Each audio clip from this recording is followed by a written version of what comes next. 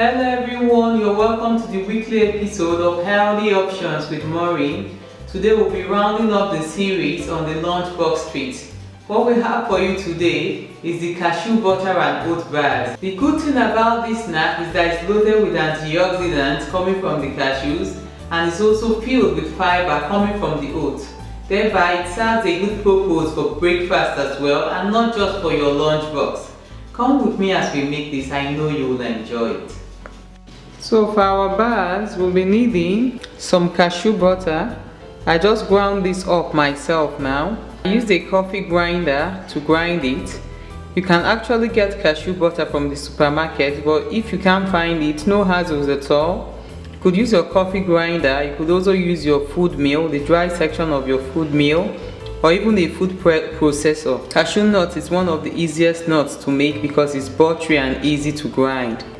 We need some oats, we need some honey, we need some vanilla, we need some salt, we need some melted butter, and last but not the least, we need some coconut cream. So the first thing we will do is to melt the coconut cream. We'll also be throwing all our liquid ingredients into the saucepan.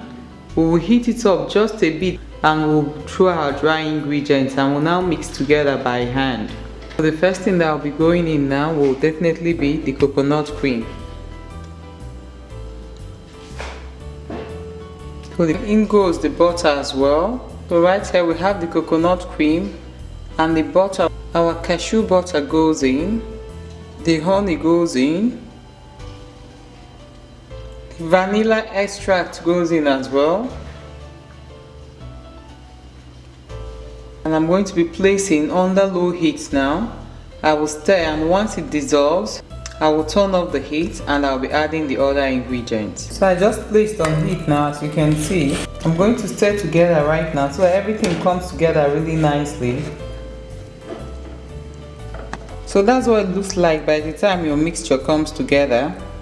I'll be adding the salt now. Then I'm going to stir. Then the final thing that goes in definitely will be your oats. I'm going to mix together by hand now.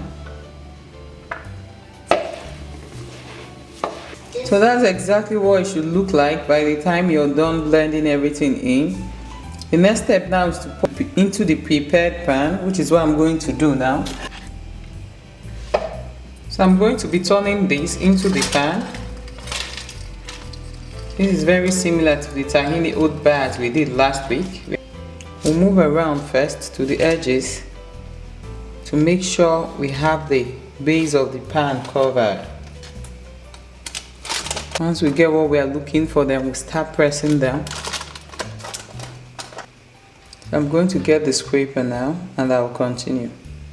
I go with this as well, but if you don't have this, just any flat surface at all could serve the same purpose. I'll finish up and I'll come back and I'll show you what it looks like by the time we are done. So that's exactly what it looks like by the time you're done leveling it out. I'll be putting this in the refrigerator for about an hour or two.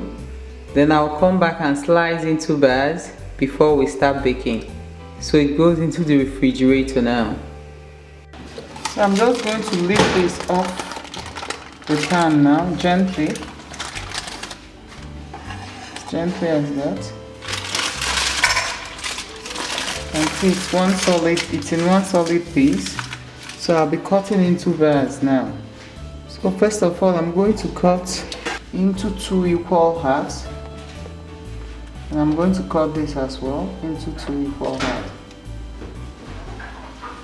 We've been able to cut into 4 rectangles. We are going to slice each rectangle into bars now.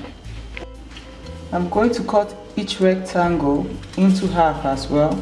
I'm going to cut into 3 equal parts.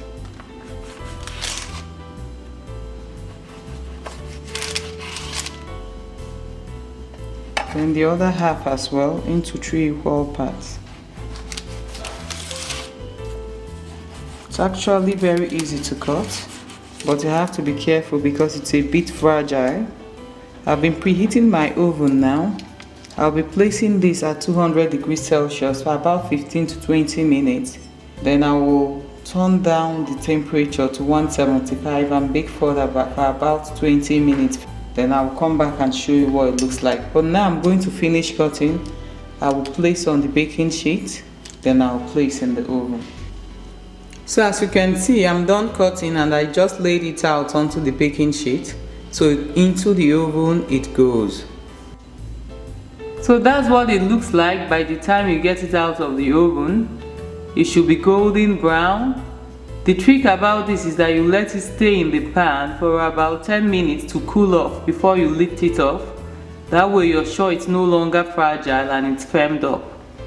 I hope you give this recipe a go and let us know what your thoughts are about it. Please do subscribe by clicking on the red button at the end of the video and share as well. Thank you.